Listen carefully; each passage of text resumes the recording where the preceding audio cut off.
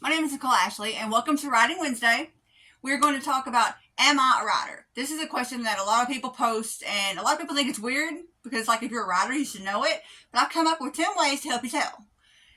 I'm hoping that this finds you well, and let's get right into it. Okay, number one, the most obvious. Do you enjoy writing? Writing is something that you enjoy doing, why not be a writer? Now, granted, in my opinion, I could be wrong. Journaling and writing fiction and nonfiction, these are different forms of writing, in my opinion, because I'm not big on journaling. I will journal when I feel like I need to, or if I'm super sad or super happy, then I'll journal. But writing fiction, I do that regularly. I'm not a nonfiction writer, so I can't really comment on that. But writing fiction is different than journaling, because I'm not big on journaling. If I try to make myself journal every day, it feels like a obligation, and I just don't want to do it.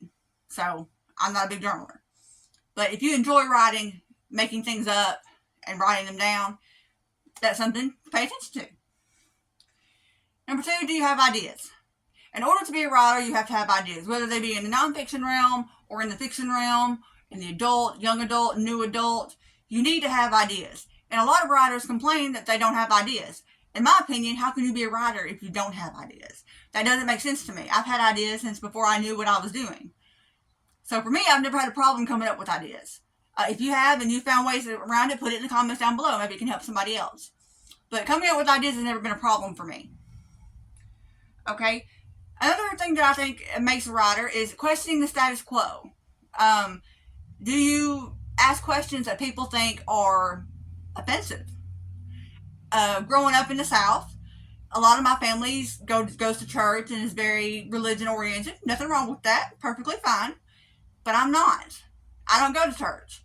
To me, a lot of it just doesn't make logical sense. I'm not saying I don't believe in anything, because I do, but a lot of what they talk about and a lot of what they try to get into you just didn't make sense to me, even as a young child. And it did not follow me into adulthood. Now, the powers that be just kind of work together, but I don't attend a church or anything. It's just not for me. But that's part of questioning the status quo. And even in school, did you question your teachers a lot? Your parents?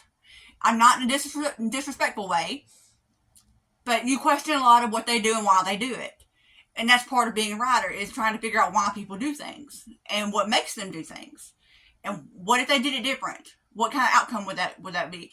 And there, your mind is turning and ideas are forming, and that you've got a starting point. So question things. If that's something that you do instinctually, maybe you do have what it takes. Do you research obscure things? It is amazing what I can actually get into. Two of my favorite topics is true crime and ghosts. I love paranormal stuff. I watch Ghost Adventures, Paranormal State, hauntings, anything to do with that I love. But I also love true crime. And I love researching voodoo and witchcraft and just very weird things. Henry VIII's wives, that's another topic that I really enjoy. Queen Elizabeth I. I love stuff about her and Mary Queen of Scots. There is a lot of weird things that I like to know about. Fly Dracula. I've watched a lot of documentaries about that. We as writers tend to be very unique individuals, each one of us. None of us fit into one category, even though we're all writers. We could all write in the same genre and be completely different people, because we write differently, we think differently, we're interested in different things. So, if that's something that you do, maybe you're a writer. Number 5, do you read?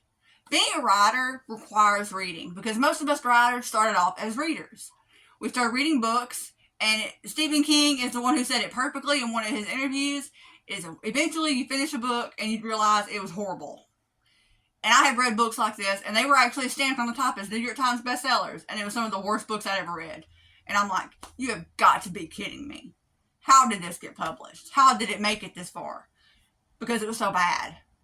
And yeah, so if you're a reader, you need to read. Even as you start writing, continue to read. You will be a lifelong reader if you want to be a writer. That's just part of it.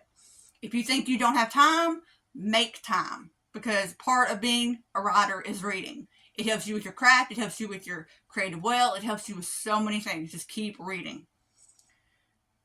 How do you feel after writing? do you feel elated? You know, like, do you feel better? Me, after writing, I feel satisfied. Like I had just had a really good meal. I feel completely satisfied. And I can just kind of kick back and I sleep better and my brain is empty because I've emptied it all out. I don't have 20 characters dancing around in my head anymore because I've let some of them out. Now, I've still got probably about 200 or 300 back there in the back that are waiting their turn. But for now, I've silenced them. And it's easier for me to go to sleep. Okay? How do you feel if you don't write? If I don't write for a while, I get very anxious, I get very irritable, and I get very down because I love writing. And one of the problems I have is that growing up in the South, we worked on my grandfather's junkyard a lot. And even during the summer, we were on the junkyard working a lot. And so in my brain, is you have to do all the hard things before you can do the fun things. So to me, writing is not work. Writing is fun. So before I can write, I've got to get the house cleaned. I've got to get the laundry done. I have got to get this done and walk the dogs and do all this and that. I've got to get everything done before I can write. And I'm trying my best to change that mindset, but it's really hard to do because it's been so drilled in there. So if you don't feel good when you haven't written for a while, maybe this is something that's for you.